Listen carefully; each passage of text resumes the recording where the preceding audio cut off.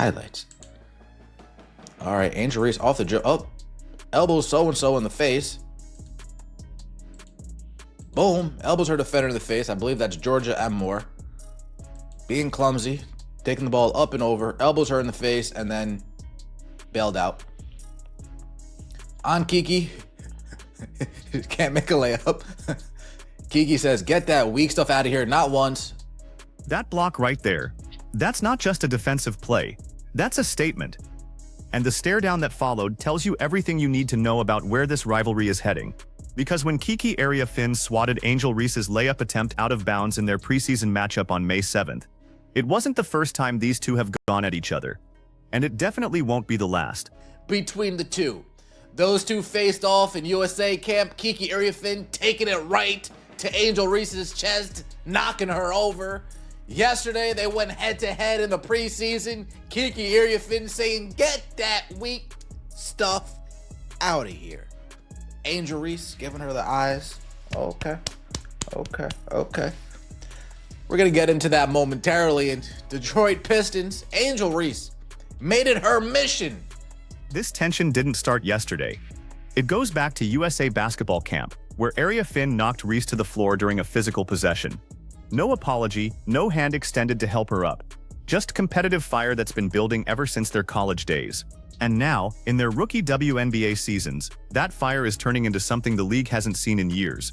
A genuine rivalry between two young stars who refuse to back down from each other.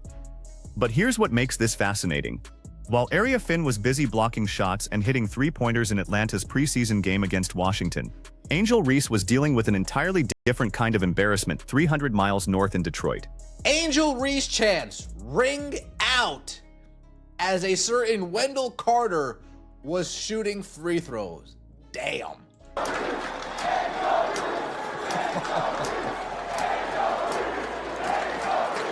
Wow.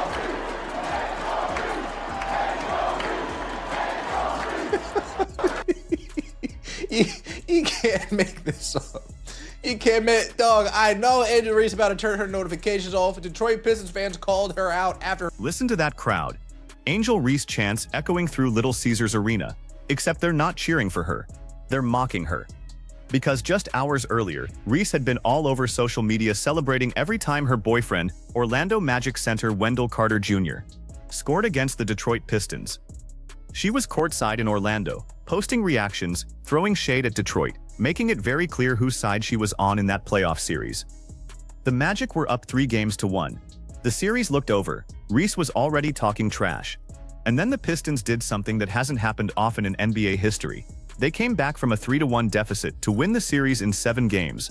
Suddenly, all that social media celebration turned into ammunition for Detroit fans who weren't about to let her forget it.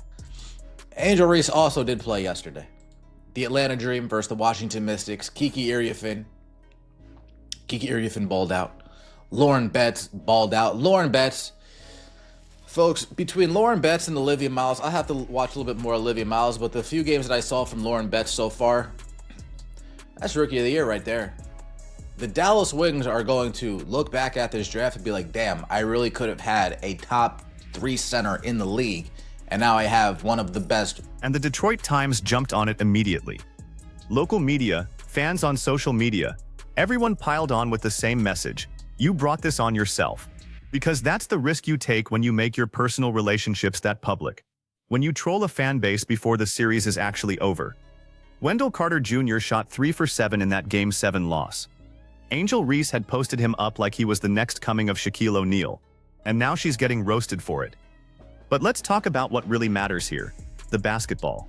Because while Reese was dealing with relationship drama and social media backlash, Kiki Iriafen was putting together a performance that shows exactly why Atlanta selected her with the 4th overall pick. Sheesh. Man, it's unfortunate because she worked very hard for that too.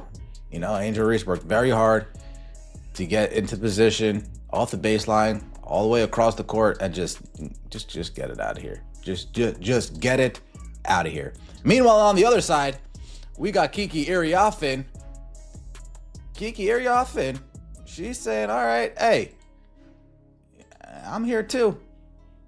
While some of us talk about developing our 3-point game, I'm over here developing my three-point game. Splash from the corner. 17 minutes. That's all Kiki Iriafen needed to show the entire league what she brings to the table. Corner threes, pump fakes, drives to the basket with contact, and then she's blowing kisses to the opposing bench like she's been doing this for 10 years. That confidence, that swagger, that's what separates good rookies from franchise-changing players. And here's the crucial difference between these two players. Angel Reese finished with 10 points and 4 rebounds against Atlanta, shooting 3 for 7 from the field. Kiki Iriafen put up similar shooting numbers, but watch how she scored. She's not just grabbing offensive rebounds and putting them back up. She's creating her own shot. She's spacing the floor. She's making plays that open up opportunities for her teammates. The block on Reese wasn't a fluke. It was a preview of what's coming every time these two match up. Because Iriafen has something Reese is still developing: efficiency around the rim and a legitimate outside shot. Lauren Betts, in 17 minutes, 15 points, an offensive rebound, 3 assists, 6 for 8 from the field, looking comfortable. Was this game going to be too physical for her? I don't think so. Up, throw it high, let me catch it over the top. Give me that. That's money. That's money. Give me that. Board, put back. That's money. I mean, Lauren Betts, she's going to prove a lot of people wrong. The fact that she fell all the way to number 4. Give me that. Nice pass by Kiki Iriafen as well. Look at that. Rebound. Oh, quick find.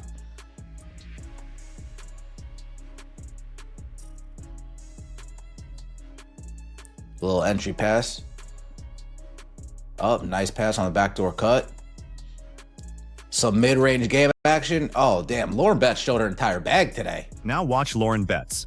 Because this is the other story from that Washington-Atlanta game that everyone needs to pay attention to. Betts went for 15 points, 3 assists, and an offensive rebound in just 17 minutes of action. She shot 6 for 8 from the field, 6 for 8, as a rookie center in her first preseason action against WNBA-level competition. The Dallas Wings are going to regret passing on her. Minnesota is going to regret passing on her. Seattle traded their pick and never even had a chance to consider her. And Washington got a franchise center who can do everything: post up, hit the mid-range jumper, pass out of double teams, and protect the rim. Paige Bueckers and Lauren Betts would have been lethal together in Dallas. That pick and roll, that two-woman game, it would have been unstoppable. But Dallas went with AZ Fudd instead.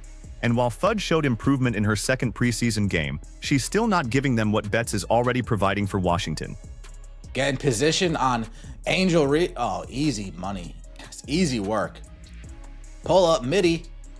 Come on, Lauren Betts is a beast. She's a beast.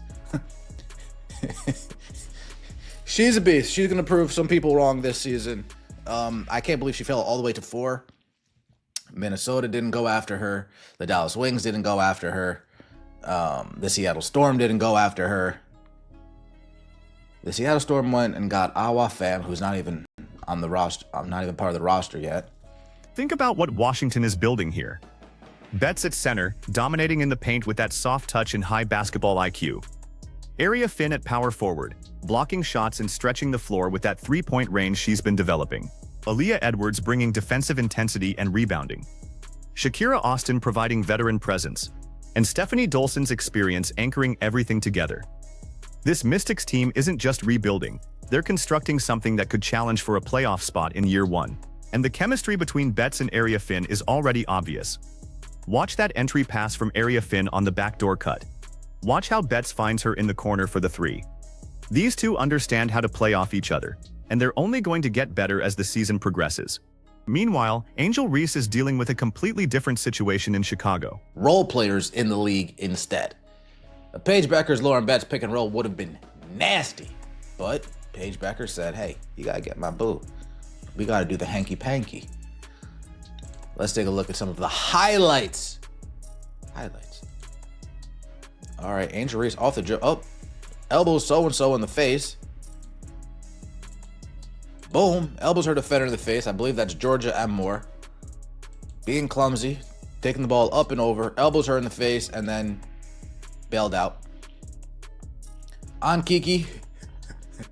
Can't make a layup. Here's what makes Angel Reese's situation complicated. She's an elite rebounder. Nobody's questioning that. She averaged 13.1 rebounds per game at LSU last season. She's got the motor, the positioning, the relentless pursuit of the ball that makes her special on the glass. And in the WNBA, where possessions are precious and second chance points can swing games, that rebounding ability has real value. But efficiency matters, and right now, Kiki Iriafen is showing a more complete offensive game. She's finishing at a higher percentage around the rim. She's creating her own shot off the dribble. She's knocking down threes consistently enough that defenders have to respect her on the perimeter. That versatility makes her harder to game plan against. Reese is still figuring out how to score efficiently at this level. She's physical, she's aggressive, she'll get to the offensive glass and create extra possessions. But watch those layup attempts against Iriafen. Watch how she struggles to finish through contact when there's a legitimate defender contesting. That's the adjustment she needs to make if she wants to match Iriafen's impact. And then there's the off-court stuff, the social media presence, the relationship drama, the trolling that backfired spectacularly in Detroit. None of that helps her basketball development. None of that makes her a better player. And while she's dealing with online backlash about her boyfriend's playoff collapse, Iriafen is just focused on basketball. That's the difference between these two right now. One is building a brand, the other is building a game. One is worried about social media reactions, the other is worried about defensive rotations and shot selection. Look at Iriafen's body language in that game. She's locked in. Every possession matters. Every block, every rebound, every three-pointer is another step toward establishing herself as one of the best young players in this league. There's no wasted energy on drama or distractions, just pure competitive fire directed at winning basketball games. And that block on Reese, that stare down, that's not disrespect, that's competition. That's Iriafen saying, I'm not backing down from you. I'm not intimidated by your college resume or your social media following or your celebrity status. When we're between those lines, I'm coming at you every single time. Reese gave her the look right back. That's what makes this a real rivalry. Neither one is willing to concede anything to the other. But rivalries are built on performance, not personality. And right now, through 2 preseason matchups and 1 USA basketball camp session, Kiki Iriafen is winning the basketball side of this equation. The rebounding edge still goes to Reese. She's going to grab more boards than Iriafen over the course of a season. That's just who she is as a player. But in terms of overall impact, in terms of efficiency, in terms of the ability to affect the game in multiple ways, Iriafen is ahead right now. And here's the thing about these early career rivalries. They define players. They push both competitors to improve. Magic and Bird weren't the same players without each other pushing them. LeBron and Durant elevated each other's games through constant competition. Candace Parker and Lauren Jackson made each other better by refusing to let the other dominate. This Reese-Iriafen dynamic has that potential. But only if both players commit to improving the basketball side of their game, instead of getting caught up in the noise. Only if they channel that competitive fire into skill development and game preparation, instead of social media feuds and off-court drama.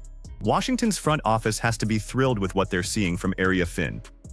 4th overall pick, immediate impact, leadership qualities already showing up, and a genuine two-way player who can guard multiple positions while providing offensive versatility. That's exactly what you want from a lottery selection. Chicago's still figuring out what they have with Reese. The rebounding is elite, the motor is undeniable. But can she develop a consistent offensive game? Can she improve her finishing around the rim? Can she add a mid-range jumper or a three-point shot that makes her more than just a rebounder and putback specialist? Those are the questions that will determine whether this rivalry stays competitive or whether Iriafen pulls away. So here's what we're watching for as the regular season starts. Does Angel Reese stay off social media and focus on basketball? Does she develop that offensive efficiency that would make her a complete player? Does she learn from getting blocked twice by Iriafen and come back with counter moves? And does Kiki Iriafen maintain this level of confidence and production when the games count for real? Can she stay healthy through an 82-game grind? Does that three-point shot hold up against elite perimeter defenders? This rivalry is just getting started, and the league is better for it, because competition drives excellence. Because these two pushing each other means both of them will improve faster than they would otherwise. Because fans want to see genuine competitive fire, not manufactured drama. So who's winning this rivalry right now? The answer is obvious if you're watching the basketball. But the season is long, and Angel Reese has time to close that gap. The question is whether she'll use that time to develop her game, or whether she'll stay distracted by everything else. Drop your take in the comments.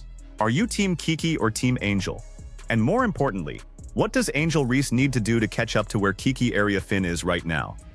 Because this rivalry is going to define both of their careers. and we're all watching to see who rises to the challenge.